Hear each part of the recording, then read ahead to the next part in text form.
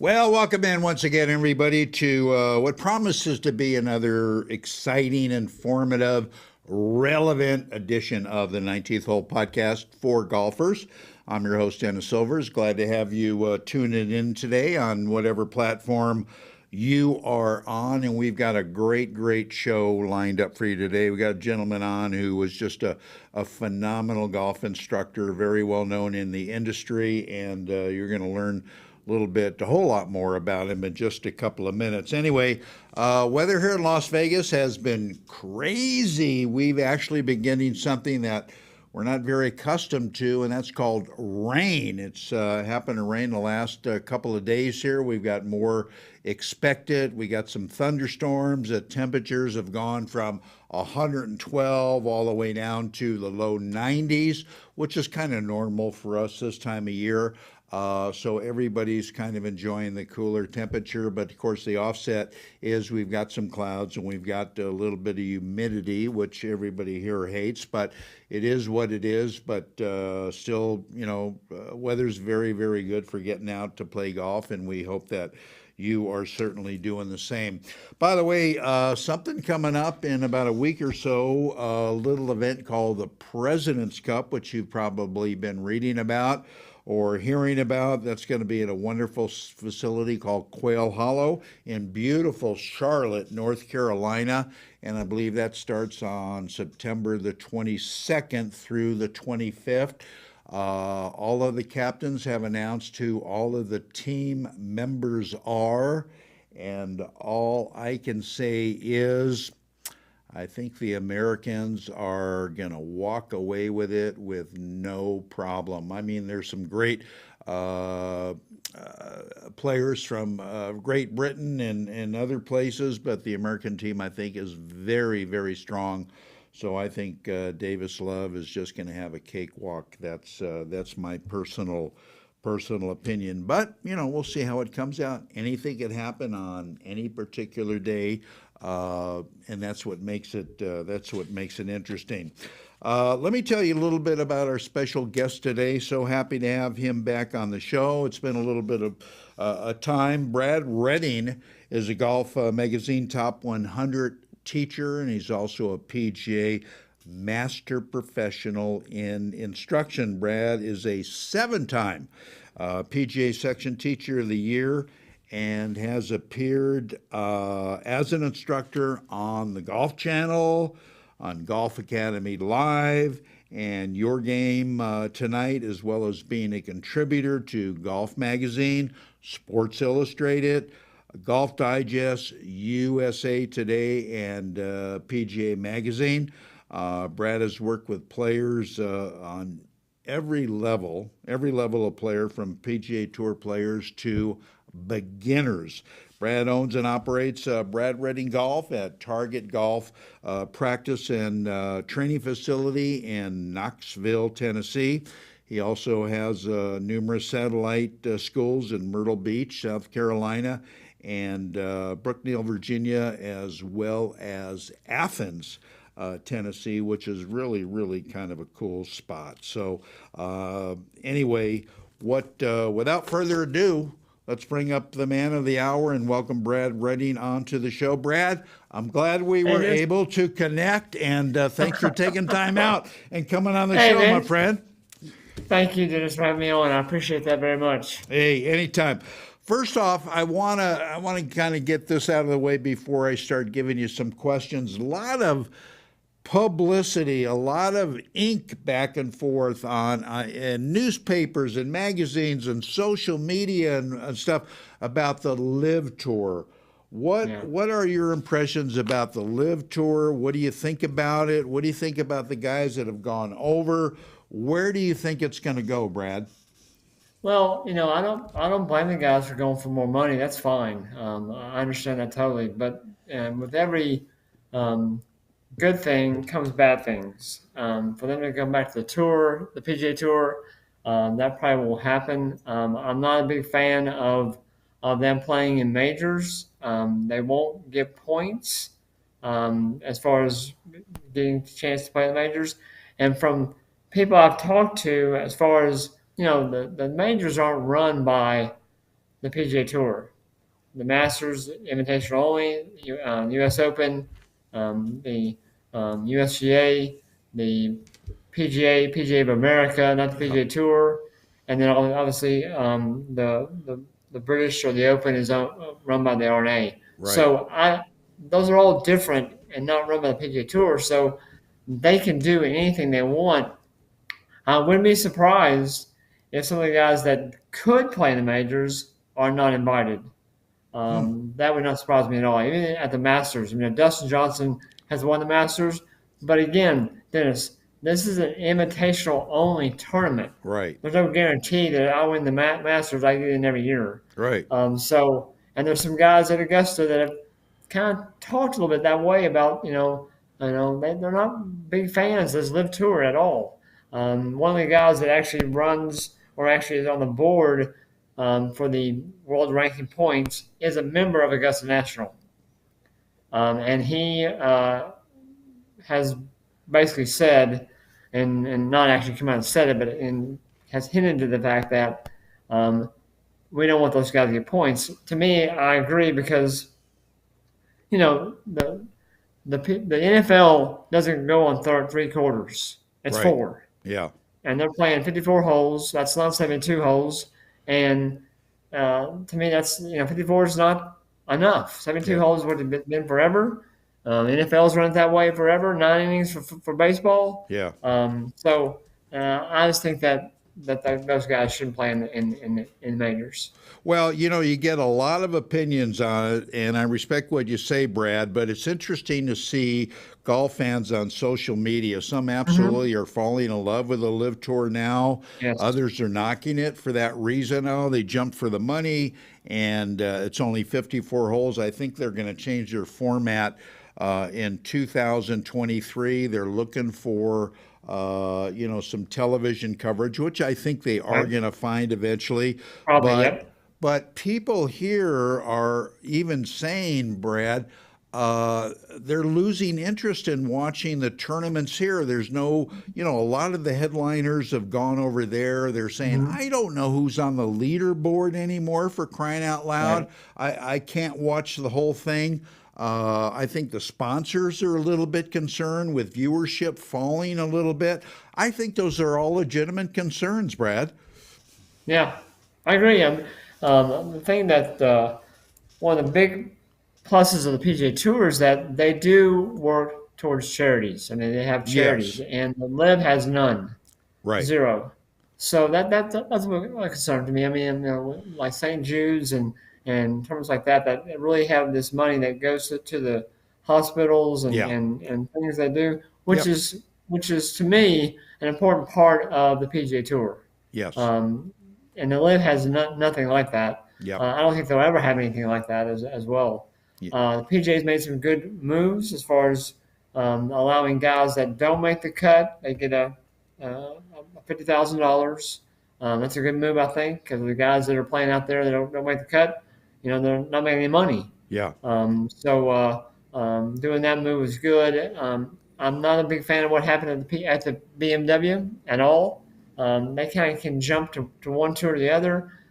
That's not fair to the other guys that are dedicated to the PGA Tour Yeah. and want to play the tour. And these guys say, "Well, we're going to jump over here for a tournament and win me a couple, $1,000, hundreds of thousands, and then I'll go back to the Live Tour." Yeah. Yeah. If you want to play Live Tour, fine. I don't discourage them at all. You want money, you want to play less golf and spend more time with your family, which I don't think is true. But if you want to do that, fine, do that. But Yep. don't jump back and forth. Yep. I agree with that, and I think there's some validity in that. Larry Klayman, who is the lead attorney that had filed the antitrust suit against the Hmm. PGA, is a friend of mine. He's been on the show. He's coming on again pretty soon. It's Good. going to be interesting to see really where that goes. And they've got to wait a little bit, but it's all kind of up in the air right now. So Hmm. we're going to see where that ends up. Brad, your trademark is staying on plane. Playing. Yeah. Extremely important in the golf swing. Yes. Why do so many people then, I'd say the majority of weekend players, Brad, simply can't do it. Why do you Right. think that is? Well, golf is a little bit counterintuitive. They think if I swing left, the golf ball goes left. If I swing right, the golf ball is going to go right. And they want the golf ball most golfers are slicers. Over 85% of the population are slicers. And they think, well, if I swing more left, then that golf ball won't go right so much, so I'll hit it better, which is just the opposite. Yeah, right. Um, the club is designed a certain way, and my teaching is based on doing something better with the golf club. Your body's important, don't get me wrong, but most people don't know how to use the club or the tool hit a golf ball. They hear all this stuff about turn their shoulders, shift their weight, keep their head down, left arm straight, all this body stuff. And I go, hey, what are you doing with the golf club? And they get that deer in the headlights look in their eyes and they go, what do you mean? I said, the club to me is the most important part of being a golf swing. That's why I checked. My club face hit the golf ball. So if I get the club trap to do something better, I have found that the body tends to accommodate what the club does, good or bad. Right. And so if I fix what the club does, their body moves better. They understand what to do, and that's the club swinging more on a proper arc, up and down and around my body. Yeah. Yeah. If I get that to happen, I'm good. Yeah. Swing plane is so, so, so important. And I think people know it. But yet it's an issue that most golfers deal with. Don't understand. That's right. I think, Brad, by far one of the biggest complaints, and I hope you'll agree with me, that golfers have has to do with consistency. What do you think is the main culprit in being more consistent? You hear everybody talking about, even tour players. One day they'll go out Everyone. and shoot 65, the next day they'll shoot 72. Why does that happen, and what do you tell your students about that? Well, I think that I hear that every day. I want to be more consistent, and I say, what you want to be more consistent though is the ball flight. You want the ball to do same thing every time, and for it, the bad shots don't be so bad. Good shots are good, but bad shots aren't so bad. And I have on my system that I have to video golf swings. I'll put them side by side. One club 5 iron, one club 5 iron. One golf ball goes dead right, one golf ball goes dead straight, and I have a way to overlay them on top of each other. Uh huh. And I say watch the club here for me. Don't watch your body, watch the club. And the club does the same thing every time, but an impact with their hands, faces a little open, a little closed. So most people's golf swings, actually, Dennis, are pretty consistent.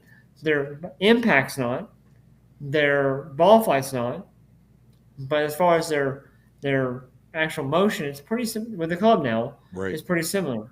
Right. And so that comes out of the box first. And look, this is whatever we do today. It's the same fix each time. Hit one awesome, hit one great, and don't take it as a grouping of one ball. Give me 20 shots here, and let's see what happens. Right. And out of 20 shots, you're going to hit two or three that are just incredible. You can't believe how good they are, and then two are really bad. And I say, what about those other ones though? They were missable, playable misses. Right. And I say it all the time. I say, that's a nice miss. They go, what do you mean? I say, that's a ball I can play. Right. Everyone, as you know, everyone hits more bad shots than good shots in golf. Sure. Everyone. Sure. From the best in the world to the worst in the Sure. world. If the Absolutely. guys on tour hit a bad shot and you go, well, why is he upset with that? That's a bad shot for him, not for you. It's a good shot for you. Right. And then, of course, their good shots are incredible. So I give people to understand, look, golf is not a game of perfect.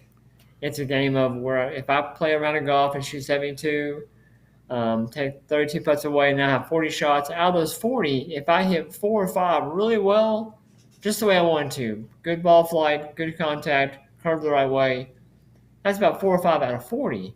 The other 35, though, are misses, good misses, though. I can Right. play them. Right. And that's kind of the key to golf, is making the bad shots not so bad.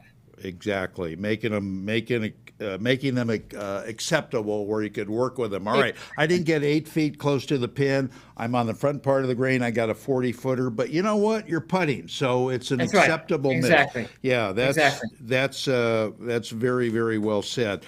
Yeah, one of the things, Brad, that I have always wondered about, and I like to ask top professionals like yourself, it seems when people learn to play golf, they seem to excel at one part of the game more than the other. Whether Right. this guy could really drive the ball well, whether he's a really good iron player, whether he's a really good putter, they seem to excel at one part. Why do you think that is? Is that just out of the blue? Is that DNA? What is there about that? Well, and there's so many facets of the game: putting, chipping, pitching, driving.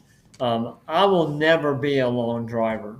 I'm not built that way. I'm not. I'm 5'10", 55, 60 pounds. I'm not very big, and so I don't generate a lot of clubhead speed. So I kind of lend myself more to the other parts of the game: my putting, my chipping, my pitching, and I think that I'm a very good putter. And I've in my life, um, I've been very good at um, rhythm. As far as I was a you know pretty good dancer, and I have this kind of flowing motion to the way I move and talk, and so it lends itself more to that part of the game. Flowing does not lend itself to driving. It's definitely a game now. I'm not a finesse; it's a game of power. Right. If I hit the golf ball good, 260, that's a good drive for me. They're going to hit it, 90 by me. They're hitting it 330, Yeah. Yeah. and I'll never compete. I never wanted to compete on that level, but you know, I'm not built that way. I have a more of a flowing golf swing. It's not very fast. It's more flowing. I think other guys that are bigger, bulkier, they do things very quickly. And so they're going to drive the golf ball very well, but they can't putt it in the ocean because they have this big bulky body, and they have this very, very quick motion. And putting is very much of a flowing motion. And I have Yeah. to tell people, look, we're not hitting the ball. We're making a stroke. It's going to flow, Right. and that makes a golf ball. So based on their body styles and their personalities as far as doing things quickly and slowly, I do things very slowly. And that's why I think I'm pretty good at what I do. But these guys are very quick, and it's hard to get them to listen to you. Yeah. They do things quickly. If it doesn't work the first time, boom, they're going to try to change it. I say, look, the diagnosis here wasn't wrong. The diagnosis is correct. I need for you to listen to me, and you keep on working on these sides. So it kind of depends a lot on their personality, Yeah. their body Yeah. types. Yeah. And that's why I think people lend themselves more to one side of the game. Obviously, the fun part about golf for most golfers, I'm going to blow it out there as far as it'll go.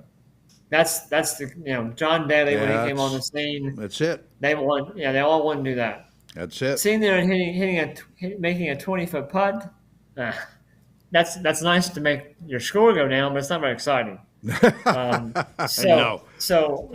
But driving out there, 300 yards is exciting. Is Brad, did you see how far that went?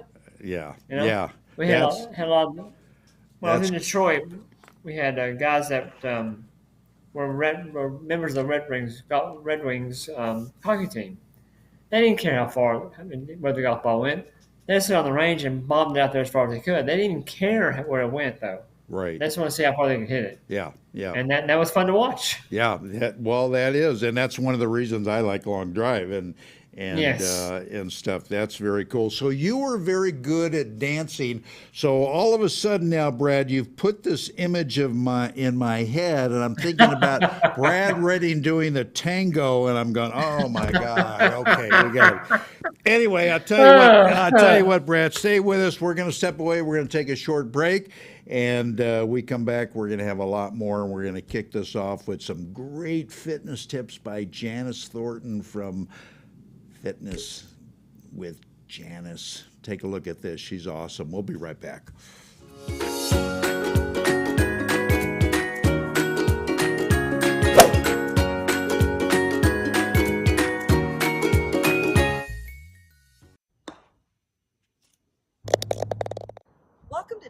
Fitness with Janice. Hi, I'm Janice Thornton with JT Fitness and Golf, and let's get into some stretches that you can do on the driving range. So grab your driver and let's get started. So let's get into a 5-iron position, and you're going to have your club across your back. You're going to hinge at the hips like you're going to hit a 5-iron. I want you to rotate to the side and come back. Rotate to the other side and come back. Keep those hips square forward and back. Cross it over and back. Add that into your next driving range session. Take your game to the next level. Join the JT Fitness and Golf 90-day golf fitness program. Go to jtfitnessandgolf.com for more details. Are you an E or a C? Both have Ridgeback. These are loaded with tech. Which one are you gaming? Definitely E for me. It's just so forgiving. I'm definitely an E. C is for Cheka. What else? C is for kill it. C is me. Low spinning bombs. So, are you an E or a C? I don't know. Hey, wait a minute. Pound for pound, nothing comes close.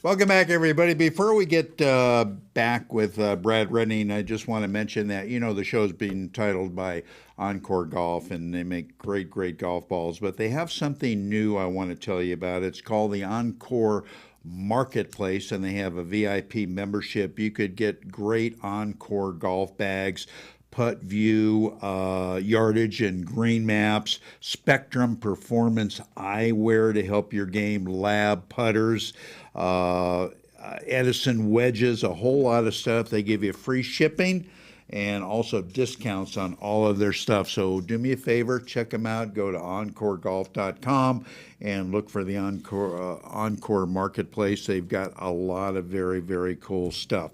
All right, back more with our special guest, Brad Redding. And Brad, do you agree with me that recreational players, and you were just talking about it, so it's perfect timing, spend too much worrying about their distance and not enough time in what I call the scoring part of the game, and that, of course, is putting and chipping. So what do you tell your students? What do you tell your players? How do you encourage them to do that? Well, the first thing we do, I say, look, we've got to get you a golf game where you actually hit the golf ball and make good contact. And once we do that, and you're starting to hit the golf ball down the fairway, you may go a little left, a little right, make that shot goes to the green, maybe a little right, a little short. Now my short game is imperative. And I tell them that, I say, look, they come to me and I say, okay, I need you to keep track of your game. And they'll go out and play, and they'll, fairways hit, how close to the hole as the first shot, how far they have to drive, missing a left or right. And once they come back and say, Brad, I hit it pretty well today, but didn't score very well. And I said, well, look down here at the bottom of the scorecard here, these putts right here, 2, 3, 3, 2, 2, 2, 3, 3. I said, it's the putting part of your game now because, again, like I said, told you at the very beginning, you're hitting it much better. That was our main goal, and now I need you to work on your putting. So I say, look, if they keep track of it, then it's on I do it on a scorecard. Um, Fairways hit. I want to know how far that drive went. Right. Okay. Below that is greens. If they hit the green, I want to know how far away that first putt is. Mm-hmm. And then below that, I want to know putting, and I want to know in putting how many putts they have per per hole per round. And I can break it down by using kind of a data and say, look, this is where the issue is now. It's not up here what it used to be. I mean, you're not driving it 40 yards in the woods every time. You're hitting it, down the fairway. But we've got to get this part of the game better. So by them seeing it on what is causing the problem, they now can go on and we can kind of get to work on more of that part of their game. Right, right. Brad, real quick, are great putters born, or can you be taught to be a great putter? I think some guys have more feel and touch and rhythm about things they've done in the past. Guitar players, piano players, guys that have been good at some music things, they gotta have a beat and a flow. Um, and then we can take that and make that better. The guys that are, you know, big, bulky, twitchy, um, do things very quickly. Those guys can become better putters. It's going to be a long process, though, Yeah, to show them that. The guys that are the other way, I mean, I think that good putters can be made, but some types of people takes longer than others. So right. they're not born that way. They're just, they lend themselves more to that part of the game as far as they did other things, putting by um, things that are more touchy feely. Yeah, They've done that pianos, guitars, right. and any kind of stuff, and they become good putters much easier. Yeah, interesting, interesting. Can you think of any benefit, Brad, at all for, let's say, an 18 to 20 handicapper to get custom fitted for clubs? Because I can't. Um, the average golfer, as far as and they're going to be in the range of 5'8" to 6 foot. That's a pretty much what I see on my lesson tee. And then they say, Brad, should I get fitted for clubs? And I said, well, if you're going to buy some new clubs, yes, we should fit you. But you know what? What you've got right in your bag right now is fine. I've been with Tiles for a long time. I mean, I'm on their advisory board and great company. They've been very good to me. And I do fittings mainly more with the driver than the other stuff. They can hit it further with a proper fit driver. I remember I did when I was at Grand Dunes in Myrtle Beach, we had the National Father and Son Championship there every year, and they play golf and then we do a skills challenge, and I was running the long drive part of it, and I got my launch monitor there, and they walk up and they hit one shot, and I write down how far they went. And so this one guy walks up and it goes like 219. He goes, "Oh, I hit it much further than that." I go, "No, you don't." He goes, "No, you don't." He went to, and I said, "I'm not supposed to do this, but I'll let you hit one more for me." Hits one more. It goes 220. I said, "There you go, bud. It's in that range right there. That's what's going to go." "Oh, I hit it much further than that." I said, "No, you don't." And then a guy walks in who had worked for Titleist, and I know when they've got the right club in their hand, because what Titleist will do is get this green dot, kind of a label, and put it at the very bottom of the club. Uh-huh. And when he walked in, I saw that, and I said, "This guy's got a proper fit driver." He went up his at 320. Ooh, wow. So, and again, he had a good golf swing, good player. But for driving, yes. I mean, I think you should definitely be fitted for a driver. Irons, okay, yeah, but it's not going to make that big a change in your golf game. It's your golf swing. It's not the arrow, it's the Indian. They're exactly right. It is. But drivers, I can understand that. Yeah, I can get to go a little further. The key to that, though, is make sure you use the right golf ball, too. Well, you go to range, yeah. go to a range, hit golf balls off a range. The golf balls aren't that good. If you're going to do a fitting, you need to put a ball down there that's a good ball, brand new, or at least haven't played very much, and that way you can get good information from my launch. I use a Foresight launch monitor, and it's right there in front of me. That Yeah. way, That one went 210, and that one goes 240. What do you Yep. think? Yeah. That driver's Yeah. better for you. Yeah, exactly right. Speaking of drivers, there's been an old saying in golf, Brad, that I'm sure you're well aware of, that the shaft is the engine of the club in a driver. I've been talking to a lot of golf industry people, and a lot of them don't agree with that. I don't agree with that. What's your opinion? Well, I think that the shaft's important, Yeah. but it doesn't help the golf ball necessarily go further or shorter.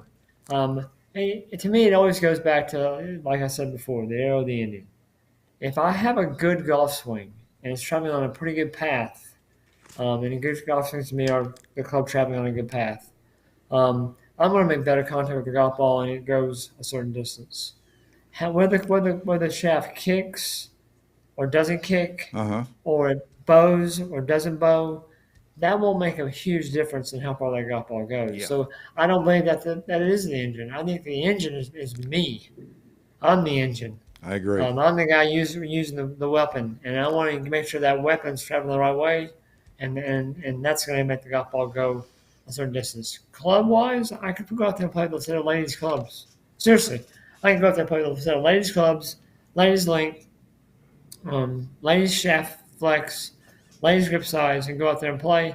And I probably will shoot almost as good as I would with my clubs. Right. I mean, it's not going to be that big of a difference. Right. If you're very strange, like you got really long arms, or really tall, or really short, yeah, that becomes more important. As far as especially the driver. Yeah. But the irons, the longest iron on tour, the longest iron on tour is a half an inch. Mm-hmm. That's the longest drive on tour. Right. They don't go and make them like inch and a half. Like some people come with me and they're really tall, and I say, look, that's the club's way too long for you. It's going to lose control of the club. You can't use it. Let's go with more half an inch here, and let me show you what's going on. Yeah. No, very true. Very well said. Brad, stay with us. We've got to take another break, and when we come back, we'll finish up with our special guest, Master PGA teaching professional Brad Redding. Back right after this.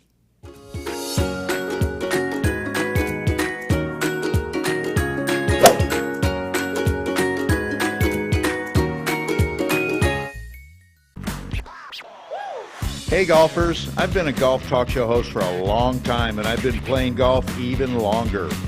Being in golf media, I've had the chance to play every ball ever made. I've tried them all. Well, my search is finally over because I found the best ball I have ever played with, and more golfers are finding the same thing. I started playing with the Elixir golf ball made by Encore Golf. Encore Golf has revolutionized both their golf balls, the Elixir or the Avant 55, or the brand new Vero X1, to where the performance of either will simply blow you away. It did me. If you're looking for better performance and durability with your ball, Encore Golf has it. Don't just take my word for it. Check them out at encoregolf.com and you'll become convinced, as I am, the first time you tee it up with Encore. It's the best performing ball for the price. Go to encoregolf.com and see for yourself. Your scorers will love you for it. That's ONCORE golf.com.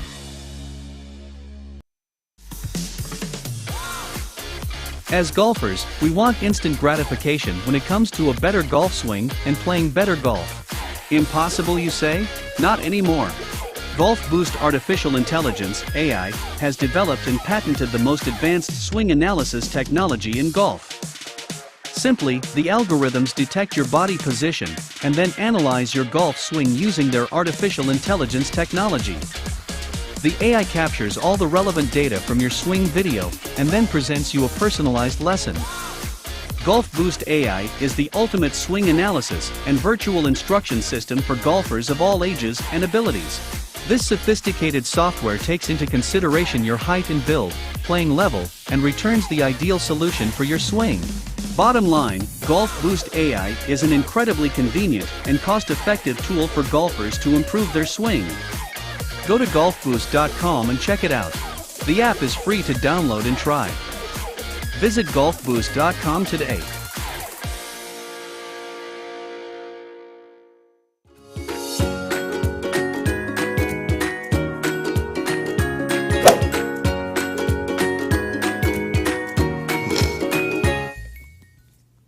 Welcome back, everybody, to more than 19th Hole podcast for golfers. I'm Dennis Overs, having a great conversation with Mr. Brad Redding. Brad, what's your opinion about playing lessons? I talk to a lot of top teachers like yourself that put a lot of credence in playing lessons. I talk to others that are so about them. What's your view about playing lessons? Once we get them to make better contact with the golf ball, the ball's traveling, doing something better more often. Bad shots aren't so bad. Playing lessons are imperative, I think. I mean, it's a strange sport. It's the only sport we play when we practice, when we don't play. Yeah. And so once we do that, we get on the golf course. 'Cause I don't want to see them play. I want to see what they actually do on the golf course. Are they following the same routine that we talked about on the range? Are we making good decisions on the golf course about hitting the golf ball to a certain part of the green or a certain area? And so I'm a big believer in them. I think that once they start doing better, I need to spend more time on the golf course with them, not on the range. Yeah, yeah. What kind of facility is Target Golf practice and It's a training? it's a very good range that has great turf, covered area for inclement weather that are actually heated as well too, and then great targets out there.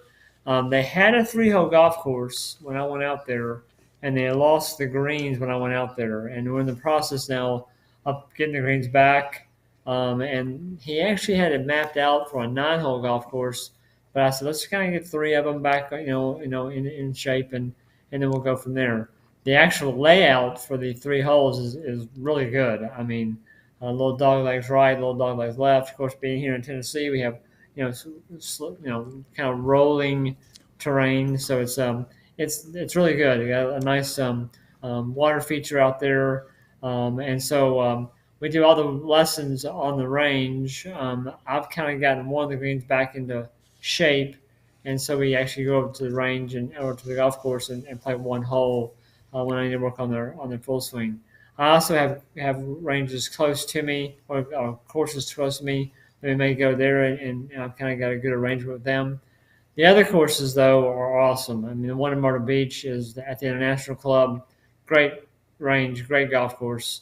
Do a lot of playing lessons out there. The one in Brooknell, Virginia, which is southwest of Lynchburg, Yeah. Nine-hole good golf course. We do a lot of playing lessons there, and of course the one in Ridgewood and in Athens, an incredibly good golf course with a nice range. So I do a lot of playing lessons out there as well too. So we're getting things back together at Target Golf, and we'll be back up and running as far as having three holes, and eventually maybe having all nine.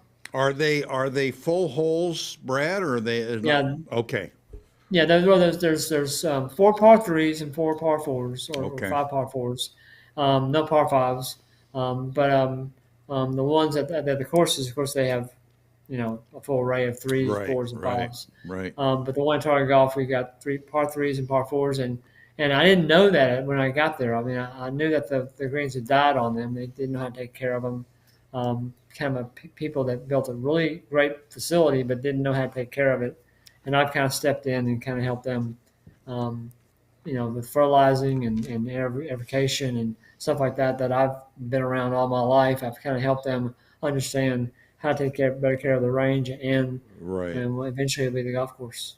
Very cool. What kind of instructor do you look for your other locations? Must they use the same swing philosophy that you do? Can they differ a little bit? What's your criteria? Well, at the International Club in Myrtle Beach, there's another guy by the name of Chuck White, and Chuck teaches there full time. He's there. He lives there. He's there full time. And when I was in Myrtle Beach, we worked together. We were both there and taught. And we're definitely a little different. There's some things we agree on.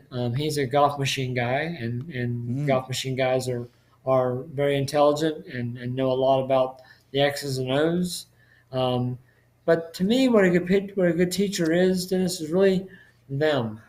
Do they care about their students? Do they have this demeanor where they actually are interested in them as not only a golfer, but a person?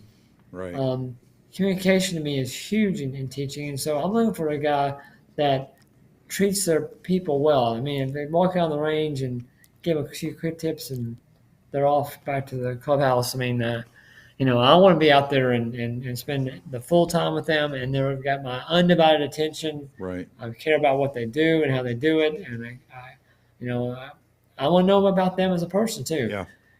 When people come to me for a lesson, I have a profile sheet that they fill out for the first time, and I find out more about them. And then I say, I see here you got 3 kids. They play golf? No, they're kind of into football. Now, in fact, the state championship is next week. I said, great. They come back for this lesson, and my question would be the first off is, how did the state tournament go? Mm-hmm. So I'm kind of engaged with them, and not only as a golfer, but as a person. And so personality to me is paramount. Yeah, I agree with you. I think that, and like you say, your communication ability to your student is utmost important. What would you say, Brad, is the commonality of problem that people come to you for? It's definitely more full swing. In the profile sheet, I find out, okay, what's the best part of your game? What's the worst part of your game? And I want to know, what we need to work on. So they may look at it. Well, I might look at that profile sheet and see that their putting and chipping are terrible, but they want to work on their full swing. I go, why do you want to do that? And they say, well, that's part of the game that I really want to work on. I say, well, tell me something. Hit me about 10 shots here. And if it's pretty good in terms of it's down the fairway, going a little left, a little right, good, decent contact, I say, we need to spend more time on the putting green. Now, if they come to me and say, my putting and chipping is terrible, that's because if I top it 15 times down the fairway, on the 60th shot I'm on the green, and I one putt, well, you're a good putter, but you can't play golf. Right, so I kind of find out what part of the game really suffers. And sometimes it is their short game, and I try to steer them towards that.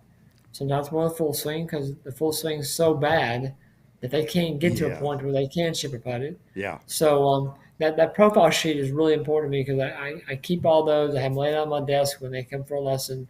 We talk about them. My system that I have for teaching.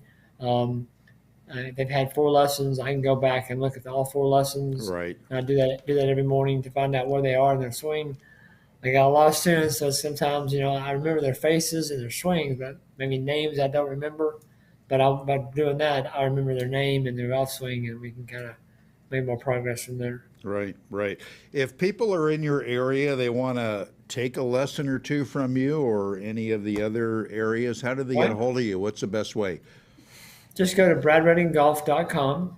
You can click on book a lesson. You can book it right there online. Okay. At all 4 locations.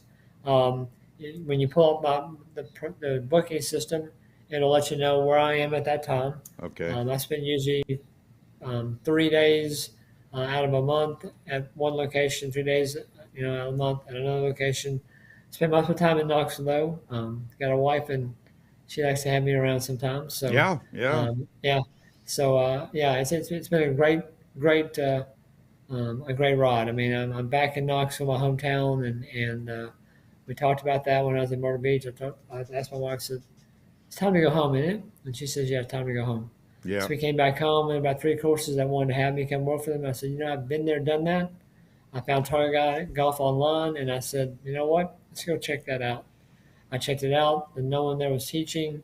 Nice facility. It's been a little run down. We've done great work and got it back up and running, which has been fun for me to do.